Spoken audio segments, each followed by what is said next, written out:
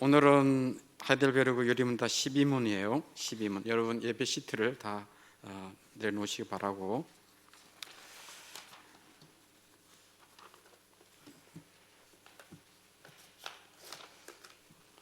어, 12문이 이렇게 시작합니다. 한번 보겠습니다. 같이 한번 읽어보겠습니다. 하나님의 의로운 심판에 따라 우리는 이 땅에서의 일시적 심판과 영원한 심판을 받아 마땅하게 되었습니다. 우리가 이러한 심판을 피하고 하나님께로부터 다시 은혜를 얻을 수 있는 방법은 없습니까? 네.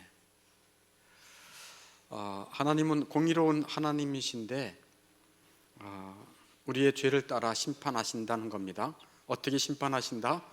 일시적인 심판. 네, 일시적인 심판은 무슨 심판이라고요? 이 땅에서의 심판.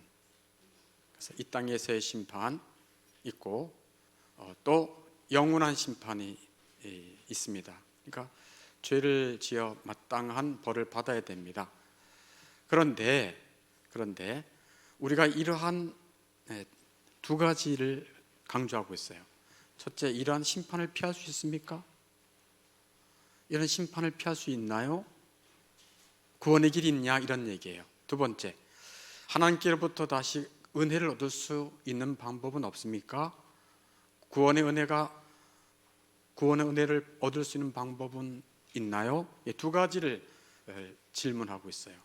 하나님의 이 어마어마한 무서운 심판을 피하는 거 한 가지 피했으면 좋겠는데, 두 번째는 다시 하나님의 구원의 은혜를 얻었으면 좋겠는데 그런 길이 있습니까? 라고 하는 질문이에요. 자, 그러면 우리 하이델베르그 요리문답이 전부 129문항이에요. 129문항인데 이 129문항이 이렇게 세 단락으로, 세 부분으로 딱 이렇게 돼 있습니다. 129문항이지만 첫 번째는 우리가 오늘은 12문이에요. 12문. 근데 지난주까지 11문까지 했습니다. 1문부터 1문까지가 어떤 내용인가 하면 나의 죄와 비참함이 얼마나 큰지에 대해서 살펴보았어요. 나의 죄와 비참함이 얼마나 큰지 그것을 살펴봤어요. 오늘부터는 그러면 나의 모든 죄와 비참함으로부터 어떻게 뭐를 받아야 할지, 구원을 받아야 할지, 구원에 대한 성경의 진리를 알려주는 거예요. 12문부터 몇 문까지요? 85문. 어디에서 구원받을 진리를 알 수 있나요? 어디에서? 성경에서. 디모데전서 3장 15절에 보면 성경은 능히 너희로 하여금 그리스도 예수 안에 있는 믿음으로 말미암아 구원을 얻게 하는 지혜가 있느니라. 이 성경이 하나님의 말씀이에요. 왜 성경을 주셨는가? 죄와 비참 속에 있는 우리 인생을 구원하실 수 있는 길을 열어주신 것입니다. 그게 여기 있는 거예요. 그 성경을 가까이 하는 자들은 복이 있는 거예요. 왜? 이런 비참함, 이런 저주, 이런 형벌로부터 구원받을 수 있는 길이 성경에 있으니까. 그거를 하이델베르그 요리문답 12문에서 85문까지 쫙 얘기해 주고 있습니다. 오늘이 그 시간입니다. 첫째 시간. 크게 산을 이제 크게 보는 거예요. 그 다음에 이제 86문부터 마지막 129문까지 그러한 구원을 주신 하나님께, 그런 구원을 받았잖아요. 그러면 그런 구원을 주신 하나님께 어떻게 살아야 되나, 뭐를 해야 되는지 알아야 된대요. 감사해요. 감사. 거저받은 은혜를 받았으니까 가장 귀한 것이 감사해요. 그래서 어떻게 감사해야 되는가가 또 단순하지 않아요. 86문부터 129문까지 감사의 내용이 쫙 나와 있어요.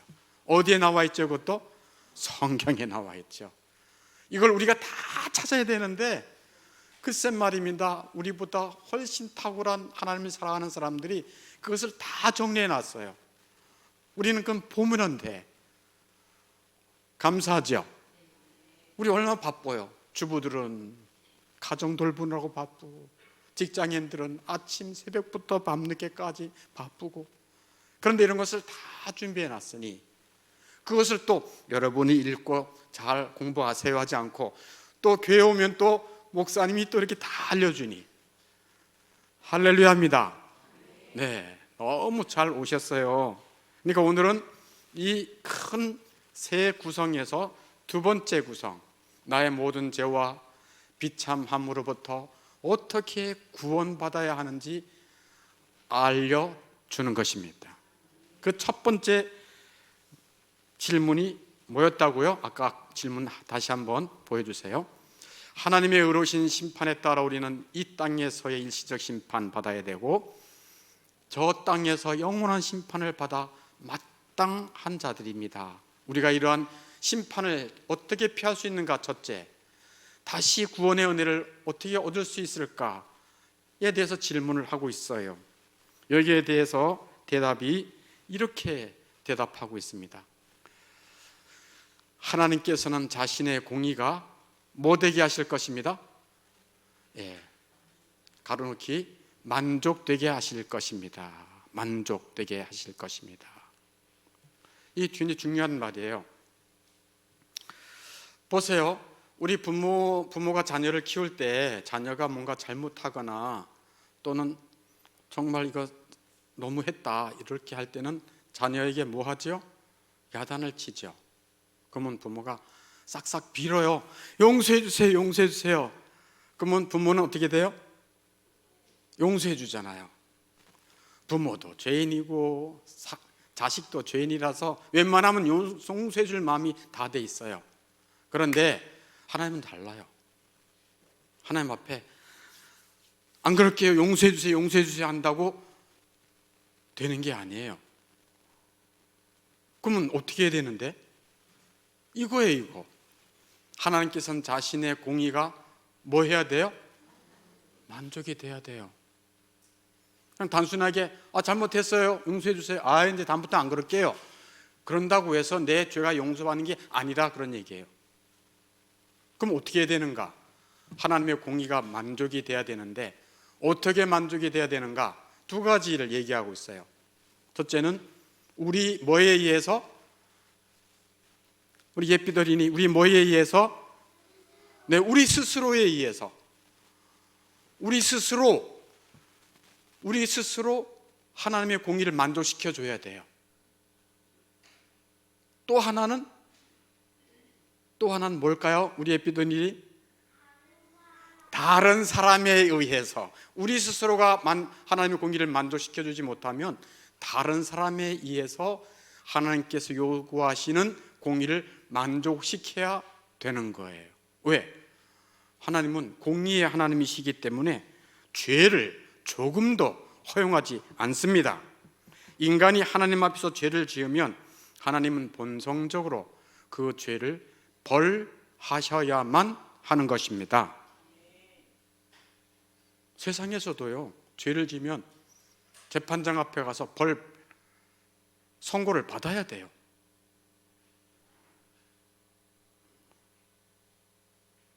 다행히도 들키지 않아가지고 넘어가긴 하지만 그 양심에서 늘 고소받을 거예요. 고소당하고 자기 스스로.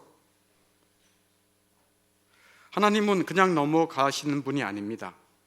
죄에 대해서 무관심한 하나님을 어떻게 공의의 하나님이라고 말할 수 있겠습니까? 죄에 대해서 책임을 물으시지 않는 하나님이 어떻게 거룩한 하나님이라고 말할 수 있습니까? 죄에 대해서는 반드시 벌하셔야만 되는 것이 하나님이십니다. 하나님의 속성이 공의롭기 때문에 그래요. 따라서 하나님의 공의를 만족시킬 수 있는 길은 두 가지가 있다고 성경에서 찾았어요. 첫 번째는 스스로 만족시키든지 아니면 다른 사람이 하나님께서 요구하시는 공의를 만족시켜야 한다라고 말하고 있습니다. 자, 그러면 첫 번째, 하나님의 공의를 만족하게 하실 방법이 두 가지인데, 우리 스스로 하나님의 공의를 만족시킬 수 있습니까? 우리가 하나님의 공의를 만족시킬 수 있습니까? 대답은 어떻게 해요? 노예요. 노예요. 왜냐하면 갈라디아서 3장 10절에 보니까 누구든지 율법책에 기록된 대로 모든 일을 항상 행하지 아니하는 자는 저주 아래 있는 자라. 우리가 하나님의 법을 항상 그 법을 다 지키지 못해요. 그래서 하나님의 공의를 만족시킬 수 없습니다. 그래서 우리 스스로 하나님의 공의를 만족시킬 수 있다 없다? 큰 소리로 있다 없다? 없다. 있을 수 없다. 그래서 세상 모든 사람들은 본질상 하나님의 심판과 저주를 받게 됐습니다. 즉 죄의 노예로 살아가고 죽음의 형벌의 공포 속에 살아가는 것입니다. 하나님은 죄와 죽음에 처한 인생을 구원할 아무런 의무가 없습니다. 왜냐하면 태어나 보니까 죄인이야. 여자에게서 난 자들은 다 죄인이에요. 어떻게 더러운 곳에서, 더러운 여자에게서 깨끗한 것을 찾을 수 있으리까? 라고 말합니다. 우리 엄마가 죄로 오염되어 있는데 그 엄마 뱃속에서 태어난 내가 어떻게 깨끗할 수 있겠느냐? 그런 말씀이에요. 그러므로 인간은 태어날 때부터 죽기 전까지 죄를 억수로 먹고 마시고 자기 키보다 더 높게 쌓아 있습니다. 죄의 레코드, 죄의 기록들이 자기도 알고 하나님도 알고 다른 사람도 다 알아요.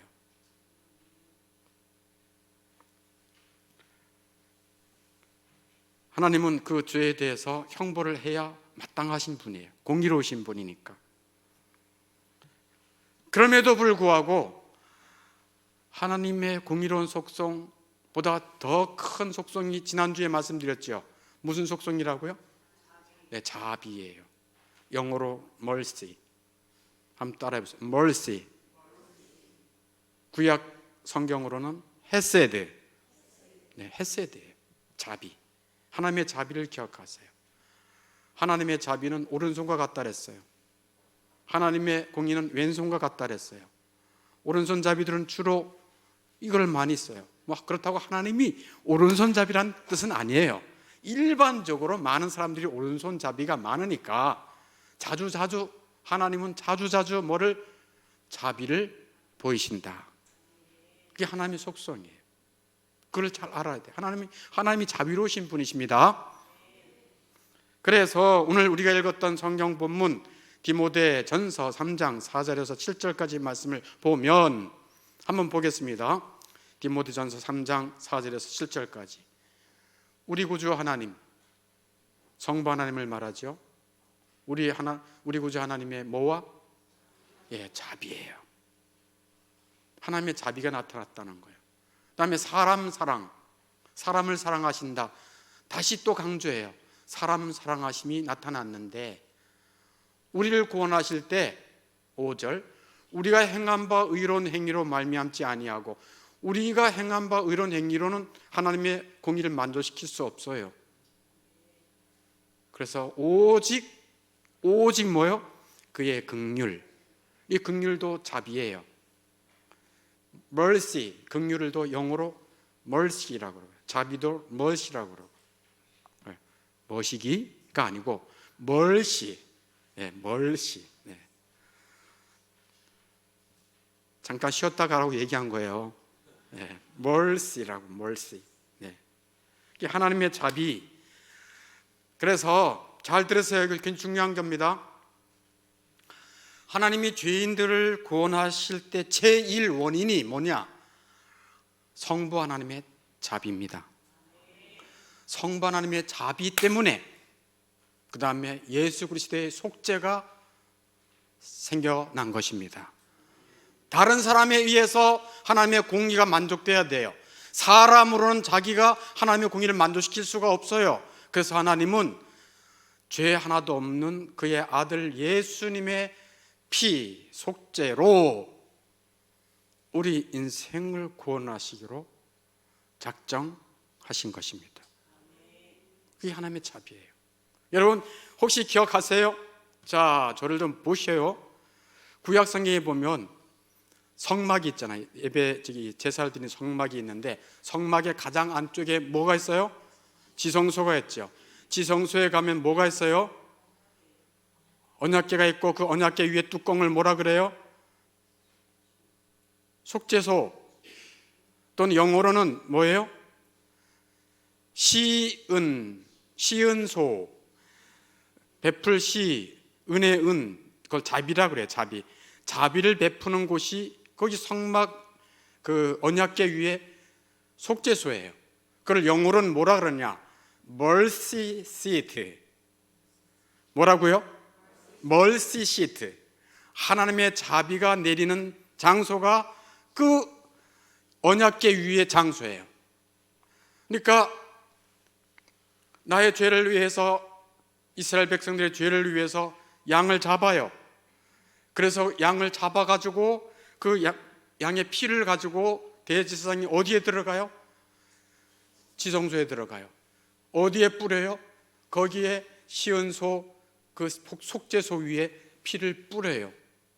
예수의 피가, 예수의 속죄가 하나님의 자비를 가져오는 것입니다. 그게 하나님의 자비예요. 그러므로 죄와 비참 속에 비참하게 살고 저주를 받아 마땅한 인생들을 구원한 제1원인이 뭐다? 성부 하나님의 자비입니다. 그리고 그 자비로 말미암아 예수 그리스도의 피의 속죄입니다. 그걸 허락해 주시는 거예요. 그리고 예수님이 십자가에 죽으셔서 죄와 비참과 모든 형벌에서 구원하기 위해 예수님이 구원자이시다, 메시아이시다, 그리스도이시다 라고 하는 것을 누가 알려주시는 거예요?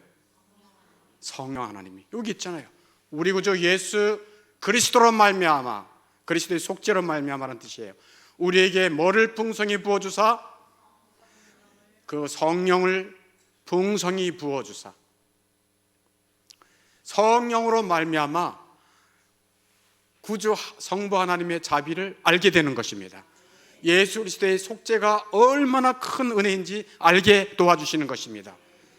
그래서 성령으로 말미암아 우리가 그 하나님의 자비와 예수님의 속죄의 은혜를 깨닫게 되는 것입니다. 사람의 이성으로는 못 깨달아요. 사람의 생각으로는 이상한 이야기예요. 그러나 성령께서 감동을 주시면 배움이 없는 할머니도 감동합니다.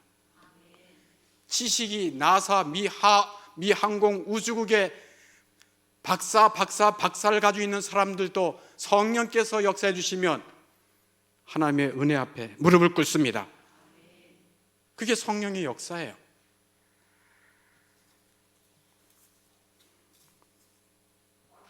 하나님은 우리 스스로가 하나님의 공의를 만족시킬 수 없어서 다른 사람에 의해서, 그 다른 사람이 누구요? 인간의 몸을 입고 오신 예수 그리스도를 통해서 하나님의 공의를 대신 만족시켜 주신 것입니다. 사람의 비참함에는 두 부분이 있어요. 우리가 죄와 비참하면서 어떻게 구원을 받아야 합니까? 이게 이제 우리 큰 하이델베르크의 두 번째 그 큰 구성이잖아요. 어떻게 구원받는가? 비참함은 두 가지가 있어요. 인간이 왜 비참한가? 첫째는 죄, 두 번째는 죽음이에요. 죄와 죽음으로부터 구원이 참된 구원이에요. 죄. 이 죄가 얼마나 깊은지 처음에는요, 교회에 나오면 가장 거스르는 게 뭐냐? 죄예요. 왜 죄 얘기를 그렇게 해? 내가 뭐 얼마나 큰 죄를 지었다고? 내가 부모님에게도 할 거 다 했어. 나 자식 잘 먹이고 살았어. 이혼 안 했어. 바람 안 폈어. 세금 안 떼먹었어. 그래도 선량한 시민답게 살려고 했는데 왜 죄 그러는 거야? 죄. 그리고 예수를 믿는 사람이라 할지라도 죄에서 구원받았어, 아멘 할렐루야, 그게 다 된 줄 알아요. 처음엔 죄가 아주 작게 보여요. 아주 별거 아닌 것처럼 보여. 그러나 예수를 믿으면 믿을수록 하나님의 거룩한 빛이 오면 올수록 내 안에 얼마나 깊은 죄의 가증함이 있는지, 그 죄가 얼마나 사악한지, 그 죄는 파도 끝없는 죄가 있는지 자기의 죄가 얼마나 큰지를 알게 돼요. 자기의 죄가 얼마나 큰지 알면 알수록 그 죄보다 더 크신 하나님의 자비를 알고 꼬꾸라지는 것입니다. 그래서 하나님의 은혜에 감사하는 거예요. 시편 130편에 보면, 우리 그때 한때 시편 130편 다 외웠어요. 시편 130편 1절에 보니까 여호와여, 시편 130편 다 까먹었죠? 네, 우리 그때 잘 외웠어요. 여호와여, 내가 깊은 곳에서 주께 부르짖었나이다 라고 말해요. 한번 저를 따라해. 여호와여, 내가 깊은 곳에서 주께 부르짖었나이다. 여기서 깊은 곳이라는 얘기는 죄의 깊은 구덩이에서, 깊은 곳에서, 죄의, 내 안에 있는 죄가 얼마나 깊은지 끝도 없구나, 무적행처럼 깊구나, 파도 또 나오는구나. 글쎄 말이죠, 우리가 살고 있는 집에서 파면 팔수록 금이 나오면 얼마나 좋겠어요. 근데 내 마음에 파면 팔수록 뭐만 나와요? 죄만 나와. 없어진 것 같은데 또 나와. 이 교만죄도 나오고, 음란죄도 나오고, 거짓죄도 나오고. 하여튼 죄라는 건 다 내가 가지고 있어. 그걸 알게 되는 거예요. 내가 깊은 곳에서 주께 부르짖었나이다. 왜? 그 죄로 말미암아 삶이 망가지잖아요. 죄가 있는 곳에는 모든 멸망, 저주, 더러운 것 다 몰려드는 것이 이 죄예요. 부부 사이도 왜 어려움이 있는데 그 죄가 부부 사이를 나누는 거예요. 자기중심성, 그 죄가 하나님과의 관계도 나눴잖아요. 죄로부터 모든 불행, 저주, 비참, 형벌 다 나오는 거예요. 그러니 이 하나님의 사람이 여호와여, 내가 깊음 속에 주께 부르짖었나이다. 깊은 곳에서 주께 부르짖었나이다. 그리고 3절에서는 이렇게 또 고백해요. 여호와여, 주께서 죄악을 지켜보실진데 주여 누가 서리이까? 하나님이 다 보십니다. 주께서 죄악을 지켜보실진데 주여 누가 서리이까? 저는 설 수 없습니다 하고 고백하고 있어요. 그게 시편 130편이에요. 4절에 사유하심이 하나님께 있습니다. 7절에 주의 인자하심, 풍성한 속량 주께 있습니다. 풍성한 속량, 예수 그리스도의 속량이요, 인자, 하나님의 헤세드요, 하나님의 자비하심입니다. 그래서 하나님의 자비를 구하는 거예요. 하나님의 자비가 구원의 제1 원인입니다. 하나님 아버지의 자비가 없다면 예수 그리스도의 속죄가 있을 수 없습니다. 그래서 하나님 아버지의 자비예요. 그래서 하나님의 사랑이에요. 그래서 구원이 뭐라고요? 죄로부터 구원. 또 구원이 뭐라고요? 죽음으로부터 구원이에요. 죄로부터 구원은 죄가 우리를 삼키지 아니하고 죄가 그리스도에게 전가되게 하신 것이 죄로부터 구원인 것입니다. 왜 예수님이 죽으셨는가? 내 죄를 뒤집어 씌고 예수님이 대신 죽으신 것입니다. 그래서 내 죄가 예수님에게 전가되고 예수님이 죽으셨고 예수님의 의가 나에게 전가됨으로 예수 믿는 자는 의롭다함을 받는 것입니다. 그게 구원받는 길이에요. 할렐루야. 그래서 우리 지난주에도 살펴봤지만 하이델베르크 56문에서 이 죄 용서함이 뭔가 세 가지를 말씀했죠. 첫 번째 뭐예요? 내가 너희들이 죄를 다시는 기억하지 않을 거야. 너희의 부패성도 너희들이 예수 믿고 난 다음에 부패성이 있지. 그래도 내가 너를 정죄하지 않을 거야. 또 하나, 세 번째는 하나님의 심판대 앞에서 결단코 너 정죄함 받지 않을 거야. 하나님 심판 없어. 예수님이 대신 심판 받았잖아. 이게 하나님이 주시는 구원의 은혜인 것입니다. 그리고 죄로부터 구원은 이렇게 용서받고 정죄당하지 않는 것만이 아니고 거기서 끝나는 게 아니에요. 우리의 본성을, 이 죄된 본성을 성령으로 거듭나게 하사, 아까 우리 디도서 3장 4절 5절 6절에 보면 중생의 시승과 성령의 뭐요? 새롭게 하심으로 하셨나니. 아멘. 우리를 새롭게 해주시는 거예요. 새로운 씨를 심어주시는 거예요. 새로운 창조를 해주시는 거예요. 누가? 성령께서 그 영혼을 거듭나게 하심으로 말미암아 우리 본성에 하나님의 거룩한 씨를 심어주시는 것입니다. 그래서 거룩하게 살도록 인도해 주시는 것입니다. 그래서 우리가 죄의 지배를 받지 않도록 죄의 세력을 깨부셔 준 것입니다. 누가? 하나님께서 하나님의 성령을 통해서 깨부셔 주셨어요. 그러나 우리가 육체를 가지고 있는 동안에는 이 죄의 잔존 세력이 남아있는 것이에요. 그걸 부패성이라 그래요. 우리 육체를 가지고 있는 동안에는 예수를 믿었는데, 나 예수 믿고 눈물도 나고 주님을 사랑하는 마음이 있는데 내 안에서는 이 죄가 올라와요. 자꾸만 올라와요. 좋은 밭, 깨끗한 밭일수록 그 있잖아요, 농부가 이렇게 밭을 다 이렇게 해서 좋은 밭으로 이렇게 다 해놓고 거름도 주고 그렇게 해놨을 때 거기에 좋은 씨만 나옵니까?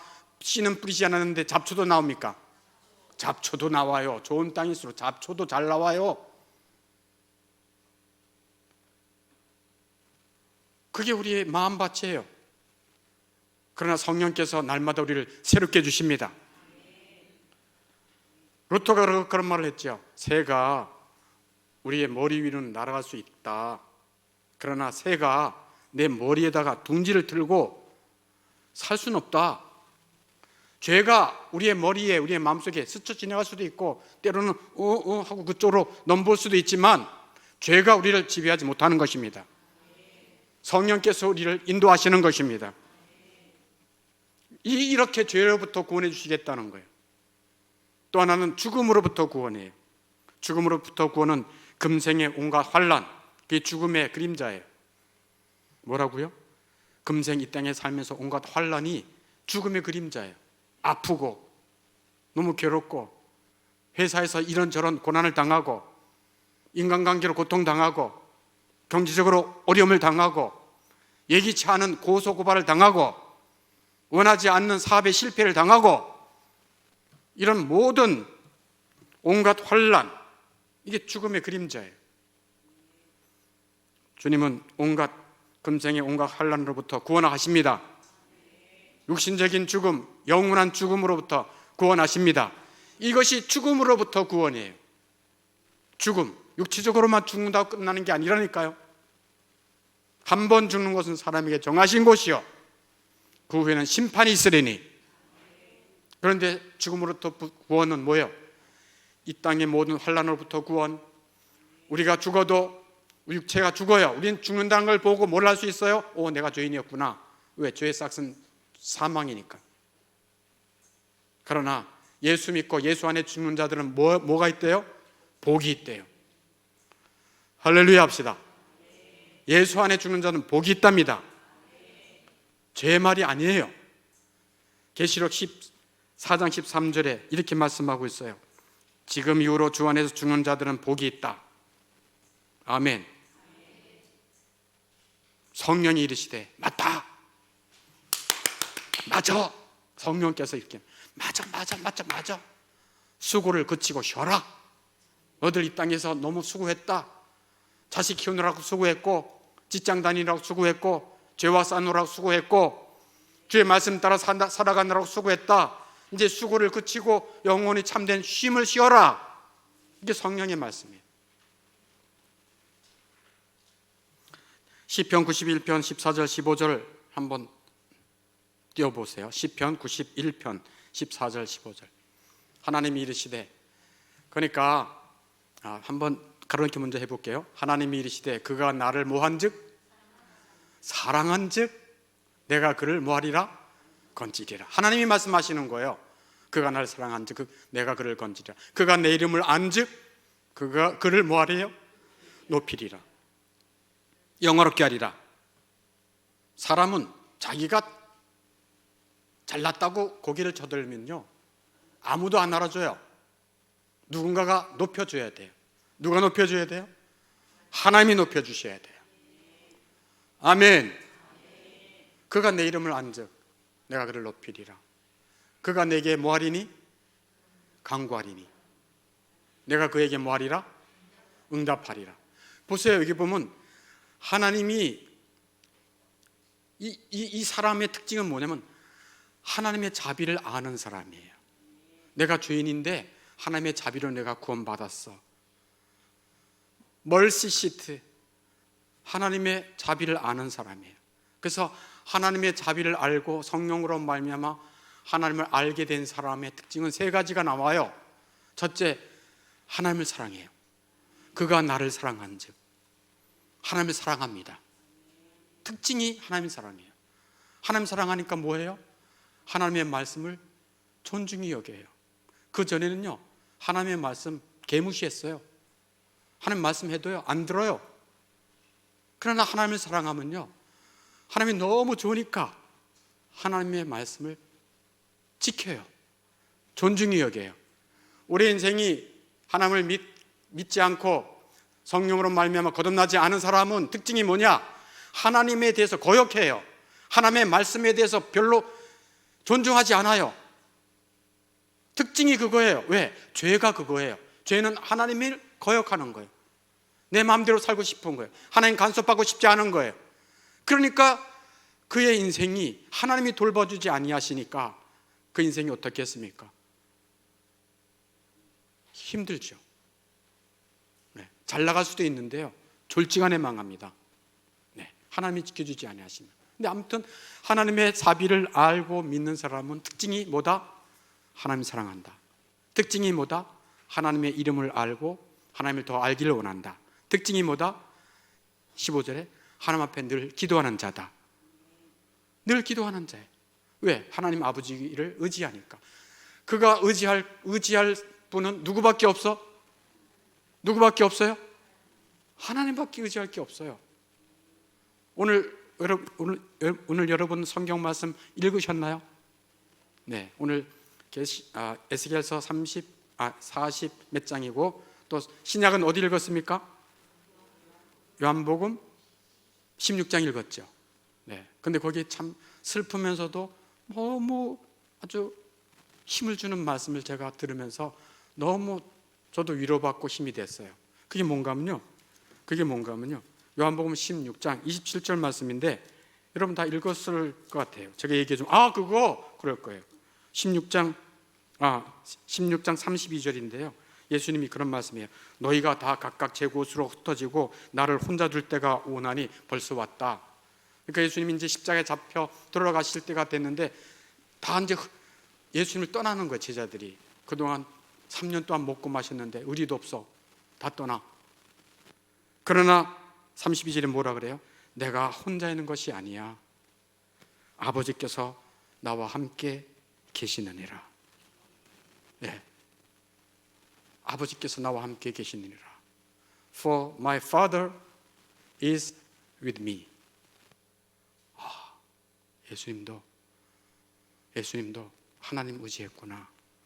하나님 아버지 의지했구나. 그러니까 하나님의 자비를 아는 사람은 어떤 사람이에요? 하나님을 의지해요. 그래서 뭐합니까? 기도하는 거예요. 아버지, 하나님 하고 기도하는 거예요. 그럼 하나님은 뭐라고 말씀하셨어요? 응답하리라. 할렐루야. 그들이 뭐 당할 때에? 환난 당할 때에 너희가 이 세상에는 환난을 당하나 담대하라. 내가 세상을 이겼노라. 세상을 이긴 분은 우리 주 하나님밖에 없습니다. 우리가 믿는 예수님밖에 없습니다. 너희가 그들이 환난 당할 때 내가 그와 함께 하겠다. 아멘. 내가 그를 건져주겠다. 그 다음에 뭐 하겠대요? 영화롭게 하겠다. 너가 당하는 환난이 개고생 아니야. 도리어 그 어려움 때문에 너의 영혼이 더 영화로워질 거야. 더 빛날 거야. 이게 하나님의 약속이에요. 아멘.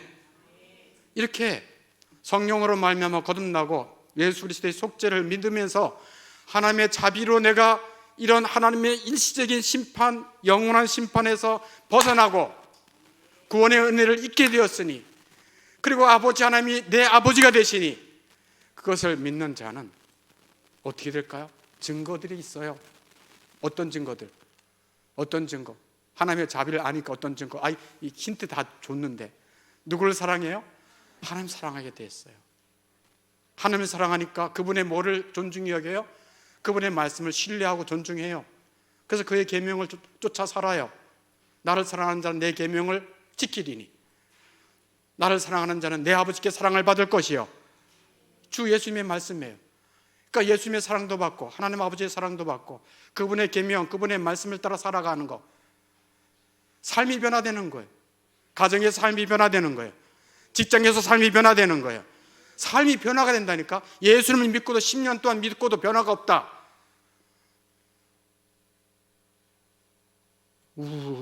어떻게 하면 좋아?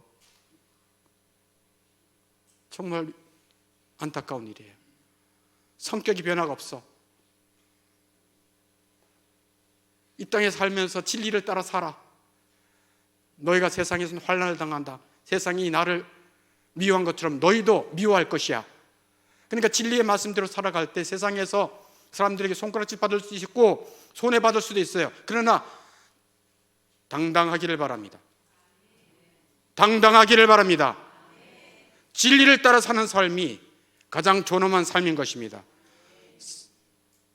손해를 받을 수도 있고 멸시천대의 십자가 조롱을 받을 수도 있어요. 그러나 주님이 알아주십니다.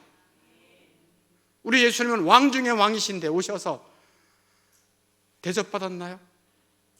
거의 못 받았어요. 그를 따르는 자들에겐 받았죠. 그러나 세상은 그를 멸시했어요.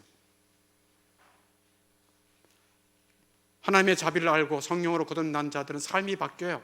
하나님 사랑하고 그분의 말을 존중하고 순종하고, 또 가장 또 변화되는 삶은 예수님을 닮는 거예요. 그의 아들의 형상을 본받게 하려 하심이라. 내가 너희를 불러서 그 앞에 하나님 앞에 거룩하고 흠이 없게 하려 하심이라.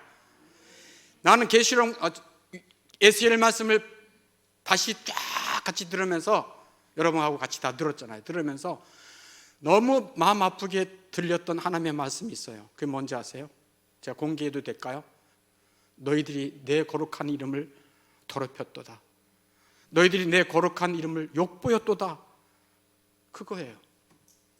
하나님이 그냥 절절히 너희들이 내 거룩한 이름을 욕보였다. 내 거룩한 이름을 더럽혔다. 나는 거룩한 하나님이다. 그거예요. 성령으로 말미암아 새롭게 된 자들, 거룩한 하나님의 백성 된 자들은 삶이 바뀌는 것입니다. 물론 좀 늦게 더디게 자랄 수도 있어요. 발육이. 여러분 너무 자신을 정죄하지 마세요. 하나님의 씨가 뿌려졌으면 그 씨는 죽지 않습니다. 썩지 않습니다. 없어지지 않습니다. 반드시 자랍니다. 그래서 예수님을 닮게 되었어요. 우리 예수님 얼마나, 예수님 어떤 걸 닮게 됐냐? 예수님이 하신 말씀 그대로예요. 나는 마음이 뭐하고 뭐하다? 온유하고 겸손하다. 온유하고 겸손하게 바뀌는 거예요. 그래서 사모하는 거예요. 왜? 내가 사랑하는 주님이니까. 사모하는 거예요. 내가 왜 이렇게 사나롭지? 내가 왜 이렇게 거칠지? 내 말은 아직도 이 욕이 섞여 나오지? 뭐 하는 거예요, 내가? 내 안에 성령께서 도전을 주는 거예요. 성령이 없으면 도전도 안 줘요. 내 사랑이 마땅하다고 생각해요. 온유하고 겸손하고. 또 예수님의 특징이 뭐예요? 용서하기를 잘하고. 얼마나 용서를 잘했어요. 용서하고 또 용서하고. 베드로가 몇 번 용서할까요? 몇 번요? 7번 괜찮을까요? 그냥 베드로가 뽕이 딱 들어가지고 3번도 아니고 7번 할까요? 아니다. 70번씩 7번 해라. 수없이 용서하며 살아라. 용서하며 사는 삶이 예수님 닮은 겁니다. 그리고 예수님이 세우신 교회 위해서, 이 교회를 통해서 하나님의 이 자비가 온 땅에 증거되어야 되는데, 이 교회를 위해서 뭐합니까? 열심히 봉사하죠. 아주 자원해서 봉사하죠. 즐겁게 억지로가 아니라 주님을 위해 사는 삶은 즐거움입니다. 즐겁게 하는 거예요. 주의 권능의 날에 주의 백성이 거룩한 옷을 입고 뭐한다? 즐거이 헌신하니. 아유 억지로, 아유 그냥 식사봉사 억지로 당번이니까 한번 의무감에 한번 해볼까? 그게 아니에요. 식사봉사 아유 억지로 아니에요. 즐거이 감사함으로. 그게 주의 자비를 아는 자들, 이 교회가 주님의 교회가 교회를 통해서 주님의 뜻이 나타났으면 좋겠다.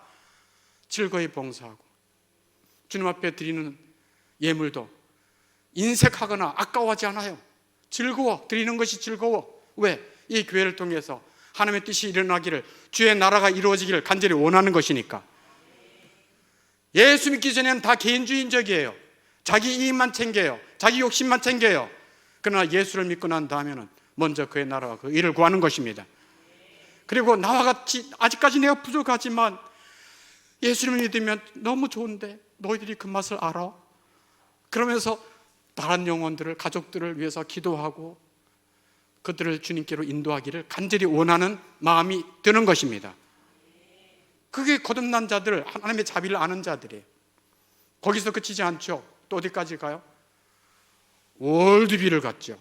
예수님께서 너희는 가서 온 천하에 복음을 증거하라. 아 하나님, 저 나라에도 우리 주 예수님의 은혜와 사랑이, 하나님의 자비가 다 증거됐으면 좋겠어요. 물이 바다를 덮은 같이 우리 하나님의 자비가 온 땅에 덮였으면 좋겠어요. 우리 셀에서 드리는 이 셀 예배의 이 성경금이 그 선교가 작은 씨앗이 돼서 주님의 그 자비가 나타났으면 좋겠어요. 구원의 소식이 온 땅에 증거됐으면 좋겠어요. 이게 하나님의 자비와 성령으로 말미암아 거듭난 자들의 나타난 특징들인 것입니다. 저는 생각나는 대로 그냥 얘기를 했는데 여러분들이 성령의 사람이라면 인정할 건 인정하고 그럴 것입니다. 마지막으로 한 말씀 더 드릴게요. 구원의 제1원인은 성부 하나님 아버지의 자비인 것입니다. 그리고 예수 그리스도의 속죄인 것입니다. 그리고 성령께서 그 사람에게 믿음을 주시고 새롭게 주시는 것입니다. 그래서 이렇게 하나님 아버지의 자비를 알고 하나님 사랑하고 그분의 영광을 위해 살아갈 때, 즉 거룩한 삶을 살아갈 때 우리에게 나타나는 그 마음의 변화가 뭔지 아세요? 행복해요. 뭐하다고요? 행복한 거예요. 그래서 거룩과 행복은 깊은 연관이 있어요. 하나님의 말씀대로 순종하며 따라갈 때 우리 아버지가 너무 기뻐하시겠다. 그때의 그 행복감. 근데 하나님 아버지의 뜻을 알고도 거역하고 팽하고 안 듣고 막 그럴 때 우리 마음이 얼마나 불편하겠어요. 그러나 하나님 아버지의 자비를 따라 그분의 뜻을 따라 거룩한 삶을 살고 주의 말씀을 따라 살 때 주시는 게 뭐라고요? 우리 마음에 행복감이에요. 주 안에서 이러한 은혜가 있기를 주의 이름으로 축원합니다. 기도하겠습니다.